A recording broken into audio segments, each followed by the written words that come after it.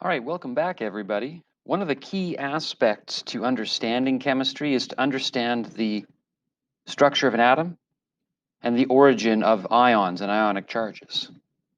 So let's begin by drawing a few Bohr diagrams.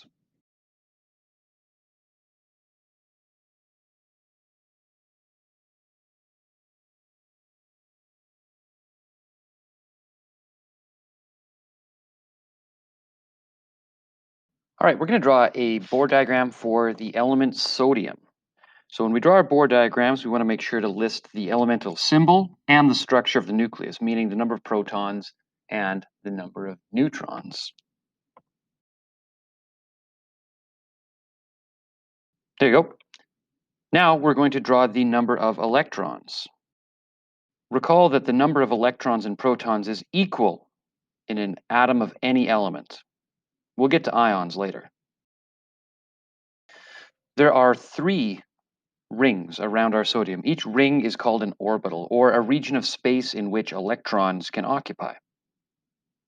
Our first energy level contains 2 electrons, maximum. Once filled, any additional electrons must occupy the second energy level, which can hold 8. The third energy level can also hold 8. Take a look here at the periodic table. Make a few observations about what group and what period sodium is in. Notice how sodium is in period number 3 and contains 3 rings. The first ring is full, the second ring is full, and the third ring will contain 1 electron. Notice how sodium is in group 1.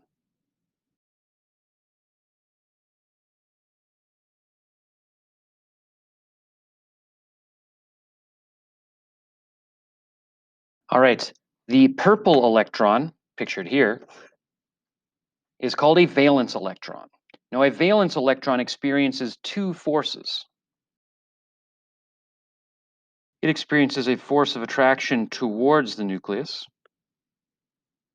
and it experiences a force of attraction away from all of the internal filled electron shells.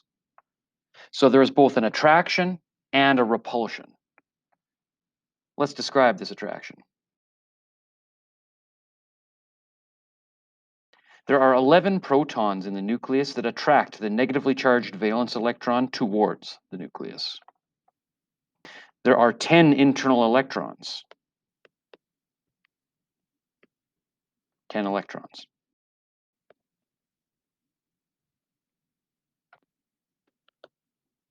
The net attraction experienced by this electron, right here, is only +1. It's attracted by 11 protons, but repelled by 10 inner shell electrons. So this electron is attracted to its nucleus, but just. Let's draw another.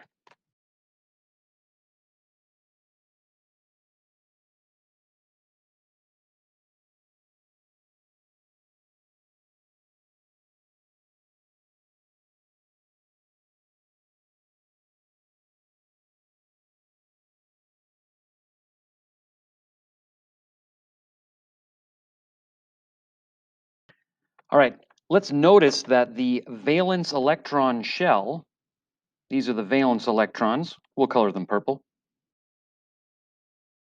There are 7 valence electrons in chlorine. There's room for one more. There's room for one more, specifically right here.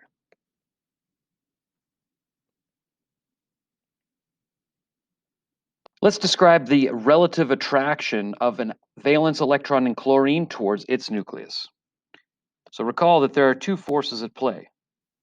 Our valence electrons are being pulled towards the nucleus by all 17 protons. The negative electron is attracted to all 17 of the protons in the nucleus.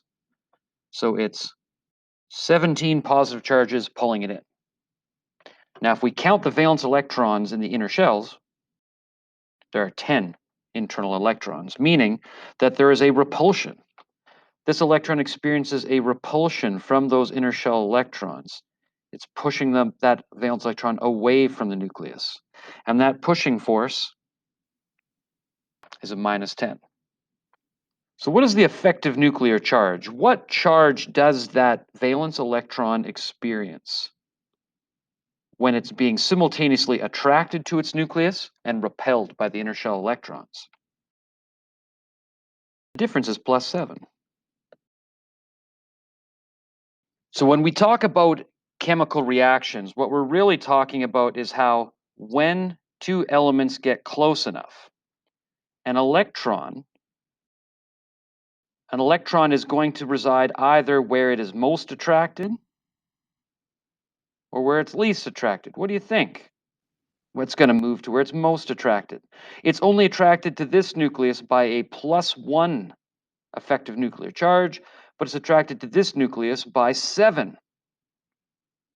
So an electron is exchanged. Now notice how this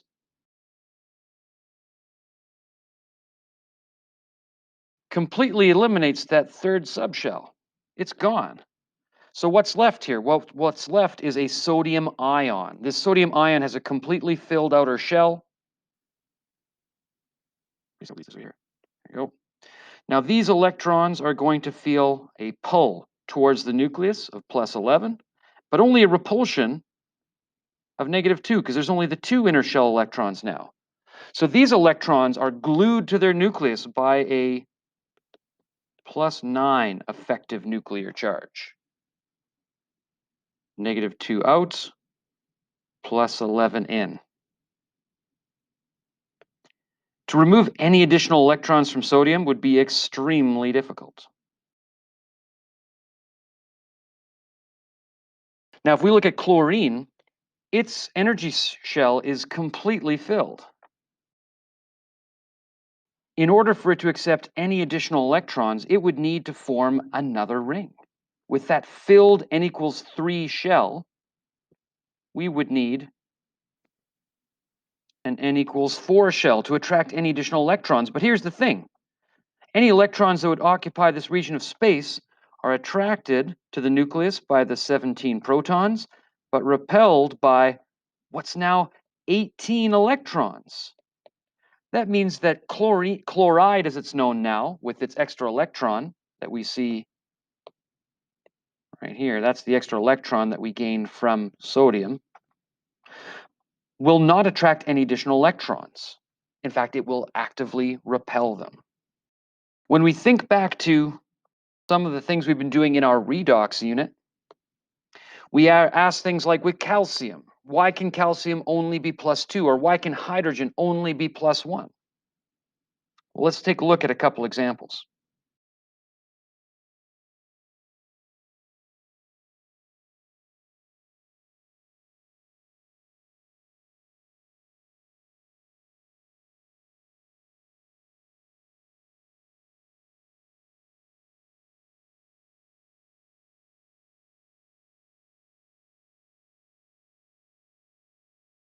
Let's say we were asked to assign the oxidation state to each element in this compound. Now, in the rules, we've been told that hydrogen is typically a +1. But remember that the most electronegative element is the one that attracts electrons towards it. The least electronegative element is the one that loses electrons.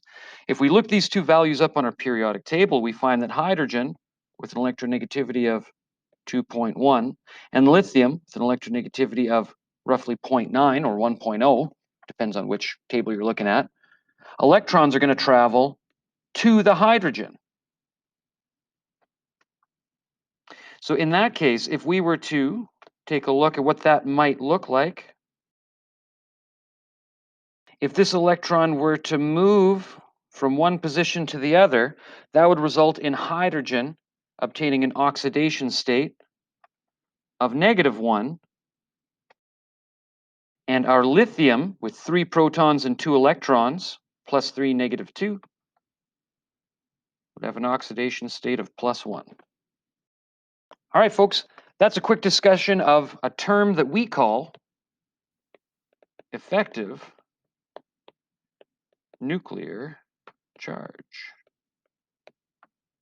Effective nuclear charge is the net attraction experienced by a valence electron to its own nucleus.